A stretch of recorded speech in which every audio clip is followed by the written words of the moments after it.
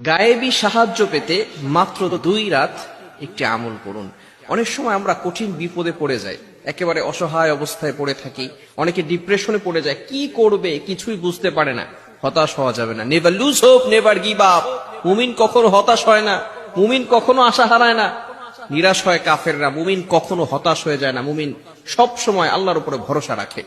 বিপদে পড়লে আল্লাহ তাআলা আমাদেরকে ফর্মুলা দিয়েছেন, টিপস দিয়েছেন। বিপদে পড়লে আমরা কি করব। আমি একটি আমলের কথা বলবো, তবে আল্লাহ তাআলা আগে কি বলছেন সেটা আগে শুনে দিব। আল্লাহ তাআলা নিজে বলতে থাকেন, এই সময়টা আপনি তাহাজ্জুদের সালাতে দাঁড়িয়ে যাবেন, 2 রাকাত নামাজ পড়বেন অথবা 4 রাকাত নামাজ পড়তে পারেন, কোনো সমস্যা নাই।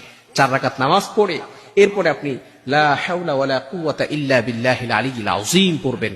100 বার লা হাওলা ওয়ালা কুওয়াতা ইল্লা বিল্লাহিল আলিয়্যিল আযীম এবং 7 বার আল্লাহুম্মা ইন্নী আসআলুকাল হুদা ওয়াত তুকা ওয়াল আফাফা ওয়াল গিনা। এটা পড়ে এরপরে আপনি আল্লাহর কাছে দোয়া করেন।